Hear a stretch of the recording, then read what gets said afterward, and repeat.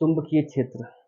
भाई, अगर जो हमारे ग्रह के पास चुंबकीय क्षेत्र नहीं होता, पृथ्वी में चुंबकीय क्षेत्र नहीं होता तो क्या होता? सौर हवा के द्वारा आने वाली यूवी रेज हमसे हमारी ओजोन परत को छीन लेती। अगर जो ओजोन परत को हमसे छीन लेती तो क्या होता? तमाम तरह के स्किन रोग मनुष्यों में होते, दांत खात, कैंसर, खुजली, इस तरीके से होते। ओजोन परत एक सुरक्षा की तरह कार्य करता है और चुंबकीय क्षेत्र उसकी मदद करता है। अगर जो चुंबकीय क्षेत्र का प्रयोग जनरेटर में नहीं किया जाता तो जनरेटर में जो कुंडली होती है वो कुंडली उसकी मोटर को गति नहीं देती। चुंबकीय क्षेत्र का प्रयोग जनरेटर में कुंडली को एक गति देने के लिए होती है। गति देगी, एक चक्रीय फॉर्म में गति देगी, उस गति के कारण ही तो जनरेटर बिजली उत्पन्न करता है। तो ये चुंबकीय क्षेत्र है क्या जब इतना इंपॉर्टेंट है? चुंबक के चारों ओर का वह क्षेत्र जहां तक चुंबकीय रेखाओं की पकड़ है भाई, उसी को तो चुंबकीय क्षेत्र बोलेंगे। पकड़, दूसरे शब्दों में हम लिख सकते हैं कि विद्युत धाराओं वैद्युत धाराओं वैद्युत धाराओं एवं चुंबकीय सामग्री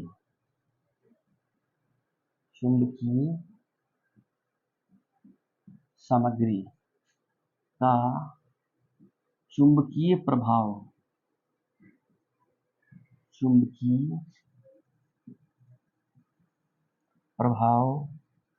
ही चुंबकीय क्षेत्र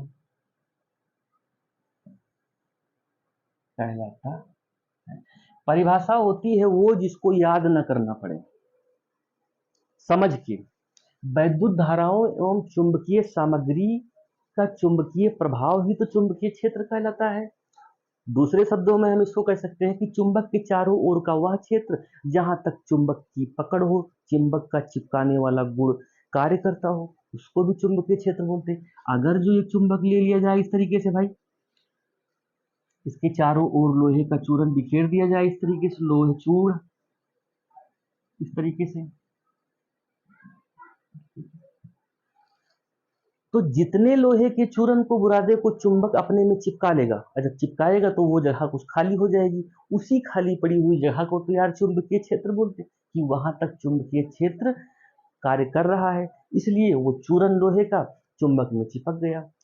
चारों ओर की बात करी गई तो इसका मतलब दिशा भी इसमें इन्वॉल्व है।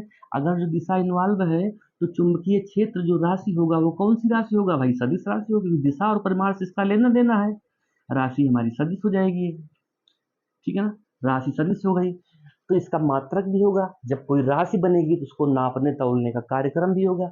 जो कोई राशि नहीं होगी तो उसका यूनिट नहीं होगा। जो राशि बन गई तो इसका मात्रक भी होगा। इसका मात्रक हमारा होगा टेस्ला। टेस्ला होता है चुंबकीय क्षेत्र का मात्रक।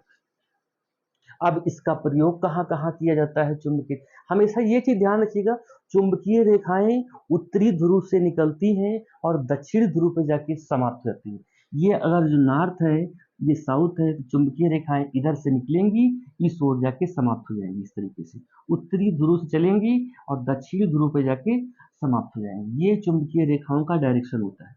हमेशा उत्तरी ध्रुव से निकलेंगी, दक्षिणी ध्रुव की ओर जाके समाप्त हो जाएंगी। दूसरा इनका गुण होता है कि चुंबकीय रेखाएं कभी एक दूसरे को प्रतिच्छेद नहीं करती है। जब प्रतिच्छेद नहीं करती तो इसका मतलब ये समांतर चलती है, बिल्कुल चलती है। चुंबकीय रेखाएं एक दूसरे के समांतर चलती है, दोनों कभी एक दूसरे को प्रतिच्छेद नहीं करती हैं।